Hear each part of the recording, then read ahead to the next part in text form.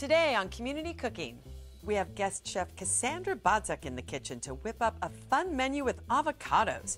We're making avocado toast 3 different ways and an avocado quinoa boat. You won't want to miss it. We're cooking with some of the best chefs right here in our own community, so grab a seat and get comfortable. We have another great menu for you. This is your Community Cooking.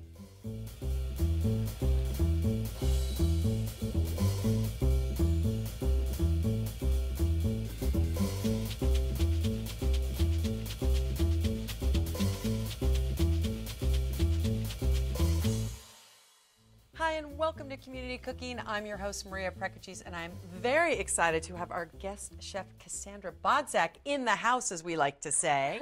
Thanks so much for having me. It's a pleasure to be here. Well, you must have ESP or something because today is all about the avocado and I've been craving them lately. I love my avocado. Oh, perfect. I feel like who doesn't like avocado? If you don't like avocado, I'm a little suspicious of you, right? I like it. Watch out. Don't make Cassandra suspicious.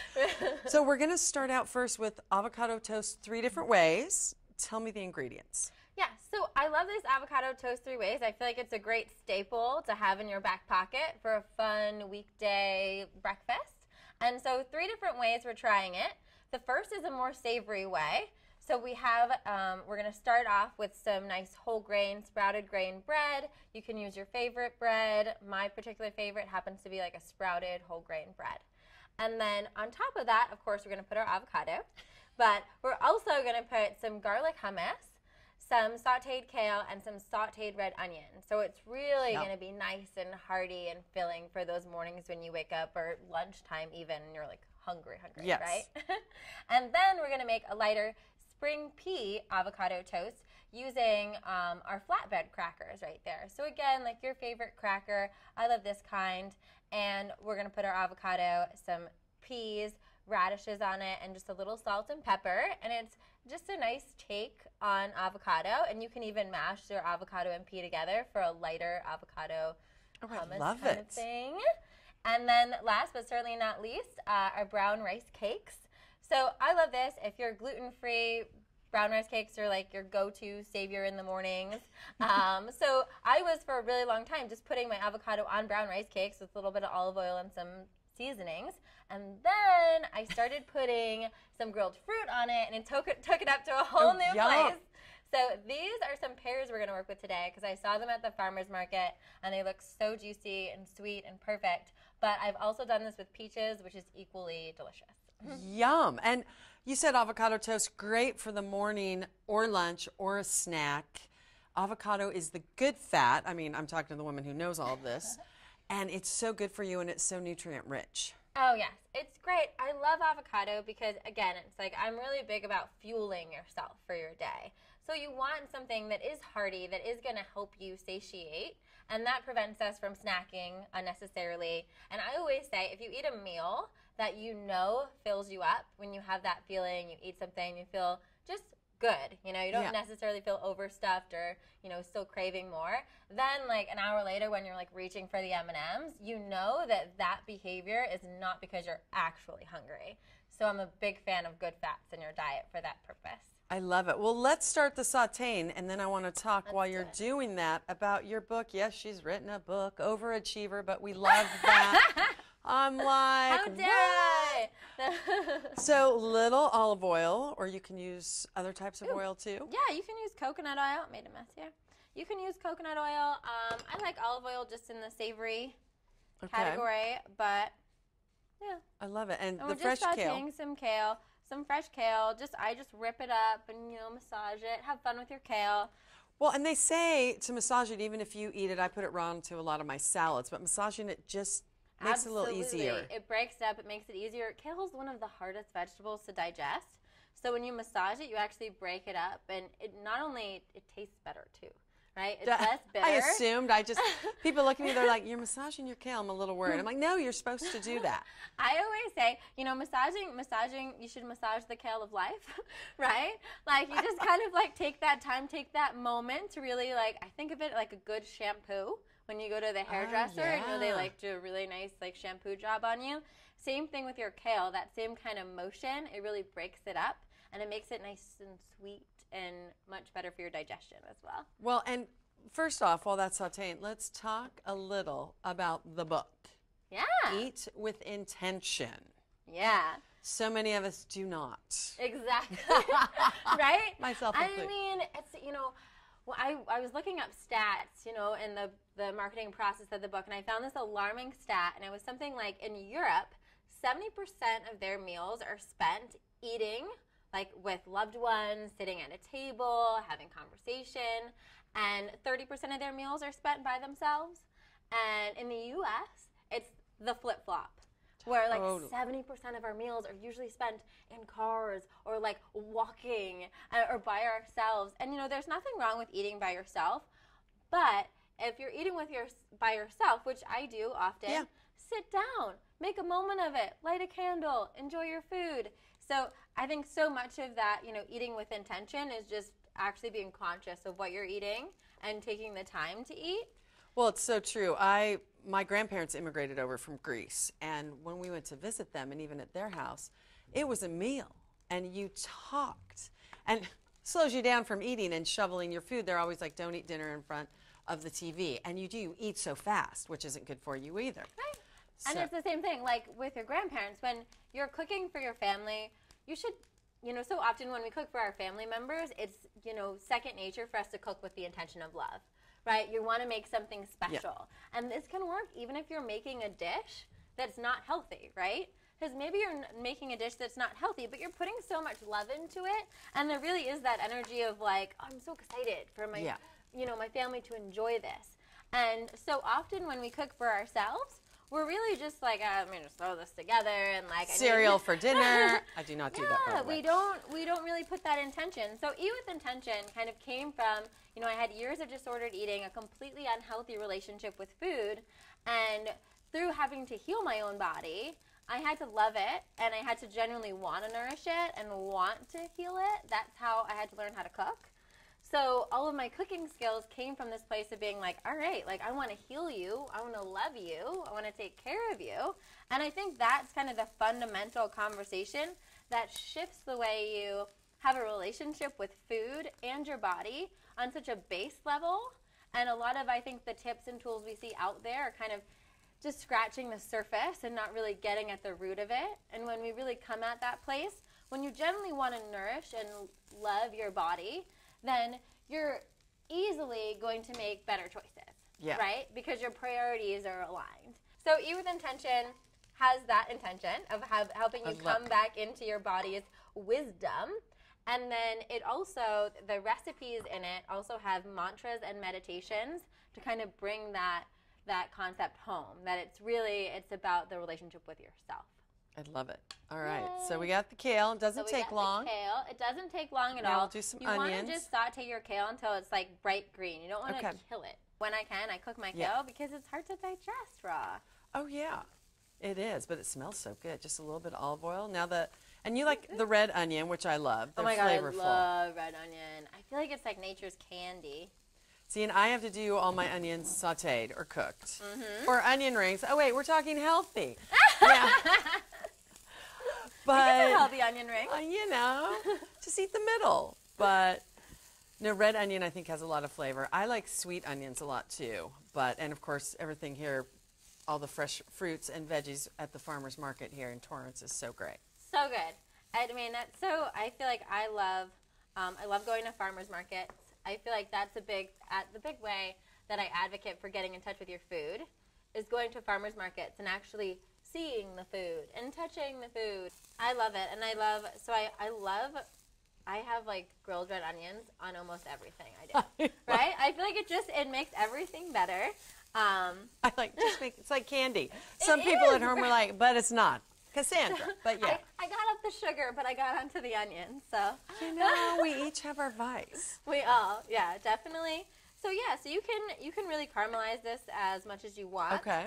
But these are fine for me right now. No, and those are great. As long as they're a little cooked, I am with you. Yeah, it's just enough to kind of take that bite out. Yeah. So let's put the first one together. Well, first, these avocados are perfect. Yes, we got them. So the trick to a good avocado. Yes. And you have to know what you're doing with it, right? Yeah. The guacamole avocado, you really want to be able to grab and feel like it's mushy. So this is almost guacamole level when you want to mash it.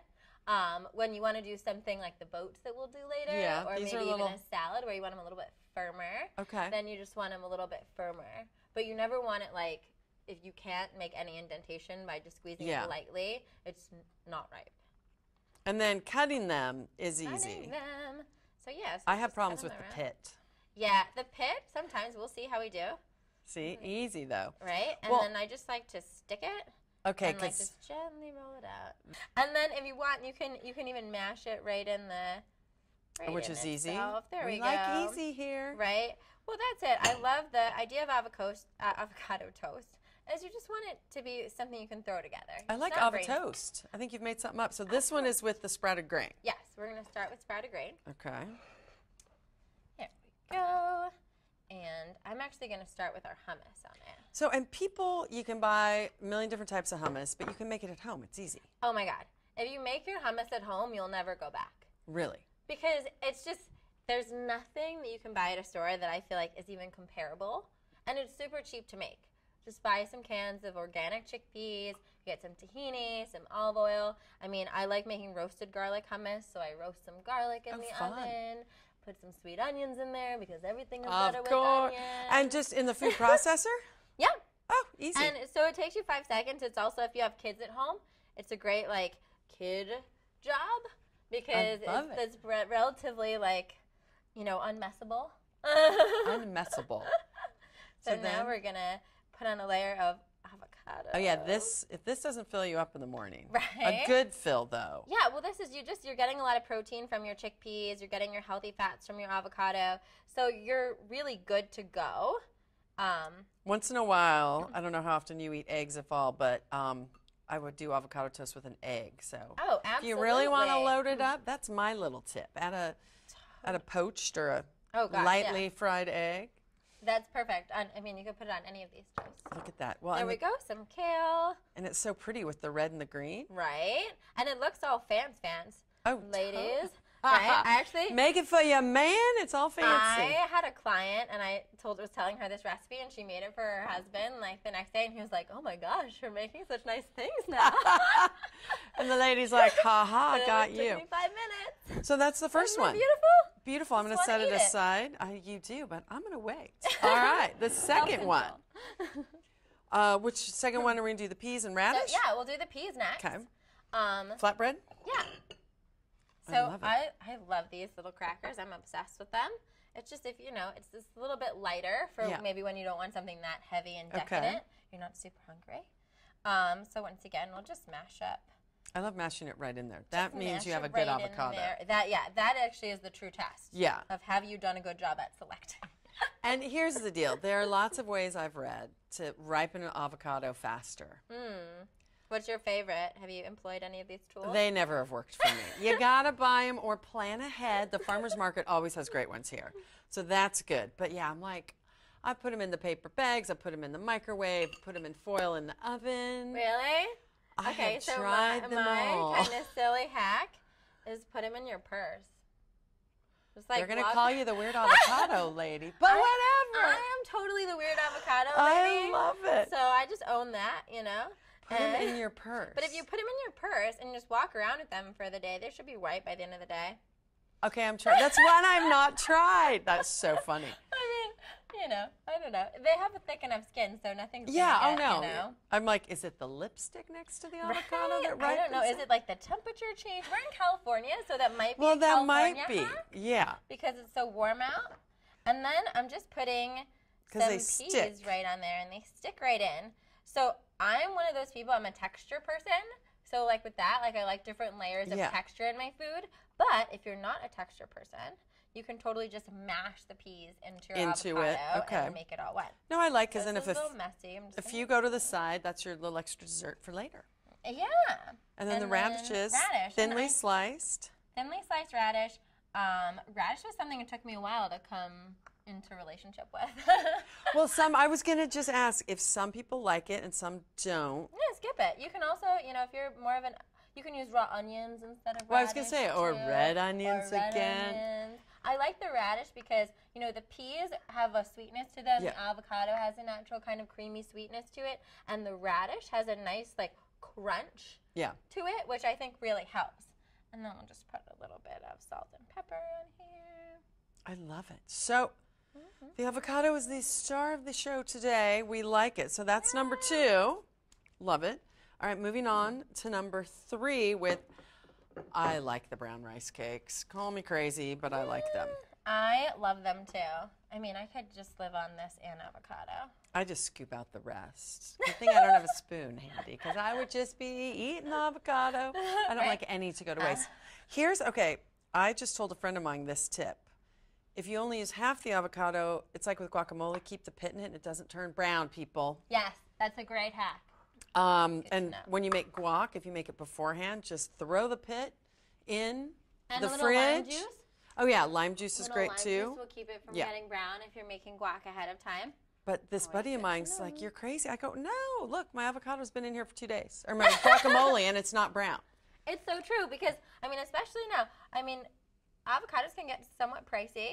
So it's a shame to waste a good avocado. Oh, yeah. I mean, food waste in general is a shame. So No, I love like and they tips keep like forever. that. All right, so mashing up the avocado Mashing again. up the avocado again. Instead of slicing, it's just easier. It's just easier. I mean, here, if you're Instagramming your food, you can slice it, make it all nice. But, you know, on the real, on the day-to-day. Yeah. And you just took these beautiful pears, and you said you've used them with peaches before, and just in the pan again, sauté. Yeah, we're in the pan. I just like this because grilled fruit just brings out the sweetness to it. So it's really just warming it up. It softens it up and is going to bring some sweetness to it. And then we'll just drizzle a little olive oil over it. And it's just a nice flavor pairing. Sometimes in the morning, I like a little fruit in the mix. Yeah, and you could use, like you said, peaches, pears, apples, Apples, thinly sliced. Absolutely use apples. The only thing, I mean, you know what we had mentioned that we were both craving mango. Yes, earlier before the show. Mango would be awesome. Would be amazing too. Which Yeah. I just thought of today. The things that come to us here, it's awesome. Well, an experiment, I always say on the show, I love to cook, but I love hosting it because I get so many great ideas and new friends and old friends and recipes. But don't be afraid to experiment. Because if you are married or in a relationship, they'll love you even if it doesn't work. So and true. I'm sure, I mean, you host a cooking show as well on YouTube, so you know you've just tried it all. You have to try. Honestly, I feel like that is the mark of a good chef or baker, is that really being able to go into the kitchen and just being like, let's play. Yeah. And let's have fun and being unattached. I feel like the number one detriment to people getting more involved in cooking is when they feel like everything has to be perfect all the time. Yeah. No, I was like always buy the recipe and what did it say, the exact amount. And when I threw that out, and that I'm sure is part of just not eating with intention, cooking with intention, and just trying things and making it fun and not so stressful, because we need food. Yes. And we need good food. Hate to say it. We should. We need good food. Yeah. So, I mean, I love it. But easy, I don't know which one I'm going to like best, but I can't wait to try later. And all then right. So we'll just put, these are actually perfect size, right? I love it. I'm just going to drizzle like a little olive oil on it, which is going to be super yummy. All right. Well, we have our 3 avocado toasts. It's a good time. We're going to take a break, clean up, and then when we come back, I'm quinoa crazy, so she's making a quinoa boat with, of course, the star of the show, avocado. Don't go anywhere. You're watching Community Cooking.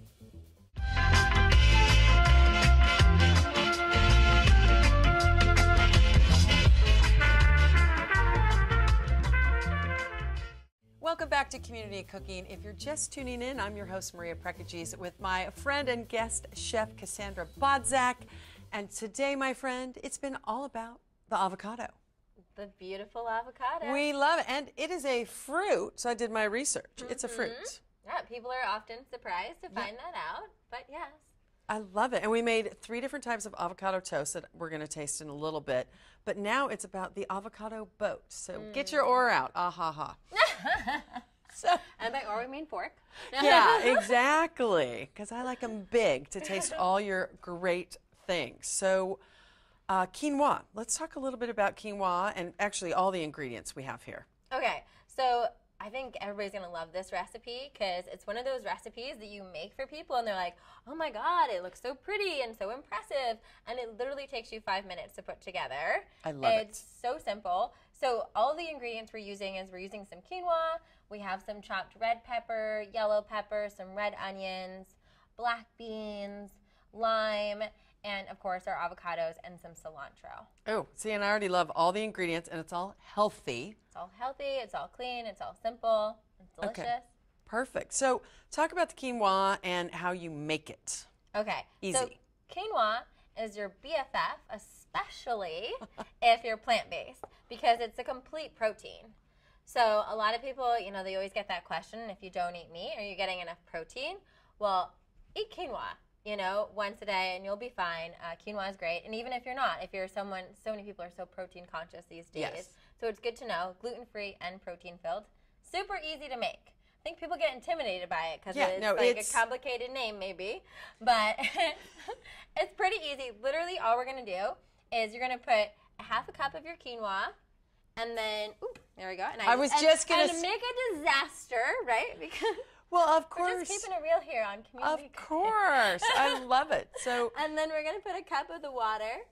So it's, or 1 cup of quinoa to 2 cups of water because I like to have leftovers. So I always do more. But I was, right before that, I was going to tell you a couple of the packages you can buy quinoa, and there's tricolor, dark, white, whatever. They have the resealable. And if you don't reseal it, sometimes you get it. And I went the other day and it went everywhere. Everywhere. So anyway, quinoa. half cup to a cup of water, 1 cup to 2 if you want more. Perfect. And so we pulled a Hollywood here, and we have some already nice and fluffy and ready for you. And you put them both in at the same time, switch it to So boil. simple. Okay. Both at the same time.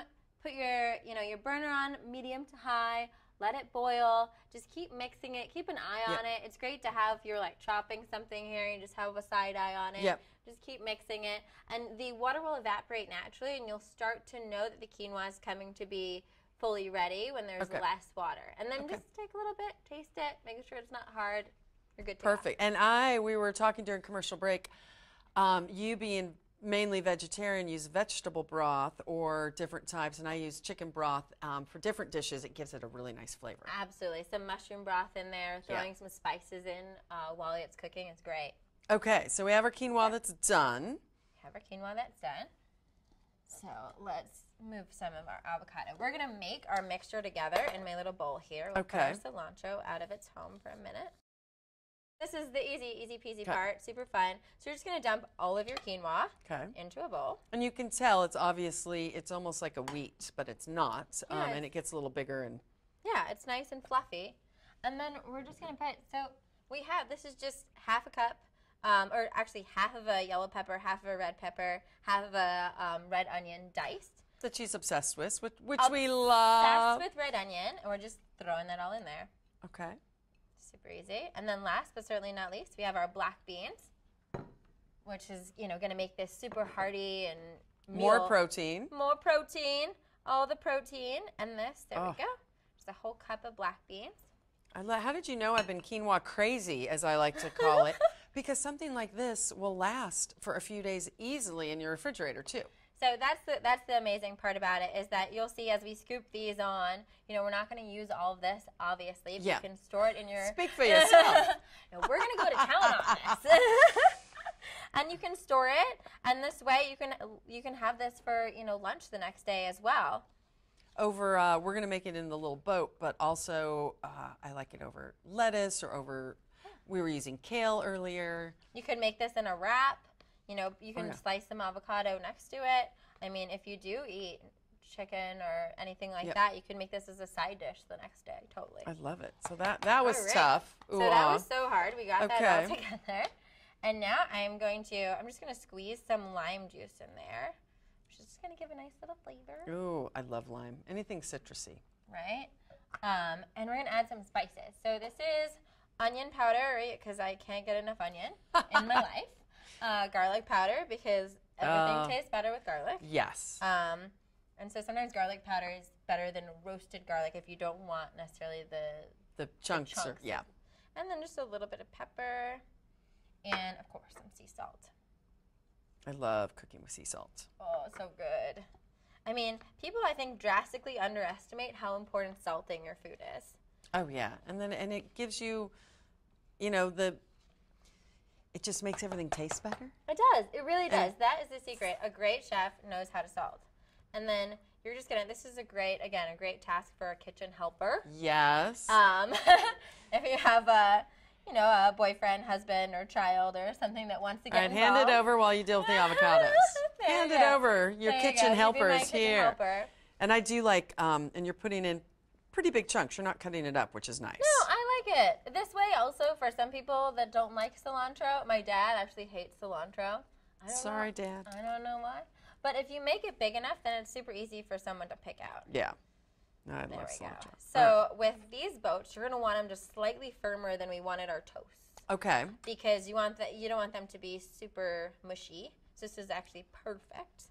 And then again, we're going to gently remove, gently caress out the pit. See? The pit. There we go. I tell you, my family back home is going to be so excited that I'm not cutting myself anymore. Right? Perfect. All right. Okay. So we'll just set these up. Actually, you know what? I'm just going to grab a plate. perfect.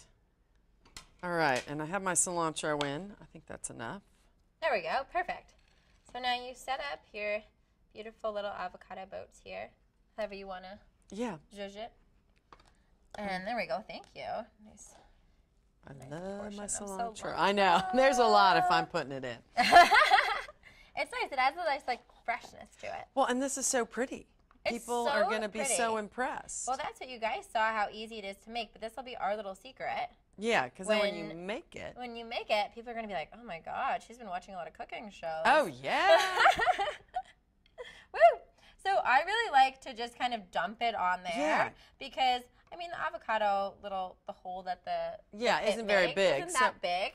But I think it looks really beautiful if you just kind of have it overflowing out of it. And then this way you get a nice helping of both the avocado and the quinoa. Yum. Well, we're going to clean everything up and take a quick break, and I'm going to get fork in hand to taste everything with the star of the show, avocado. Don't go anywhere. You're watching Community Cooking. Alexa, how do you tell if asparagus is still good? If it's not moldy or slimy, it's okay to eat. Enable the new skill from Save the Food on your Amazon Alexa and help fight food waste. Welcome back to Community Cooking. All right, Cassandra, we're almost out of time, but I have to taste the quinoa boat. Yes, enjoy. It looks so good, and I love the presentation is so great. I need a little bit of everything. Nice. Get all those flavors in there. Okay, the flavors of everything together with the avocado. Perfect. So yummy. I love it. I'm going to eat some as we roll out. Thank you so much for coming in. Your recipes were amazing. Get some avocado today, and let me tell you, I really hope you all try this at home. Try all of them. You will not be disappointed. For the entire crew, Cassandra and myself, thank you for watching us. And remember, we really do have some of the best chefs right here in our own community. Thanks again, and we'll see you next time on Community Cooking.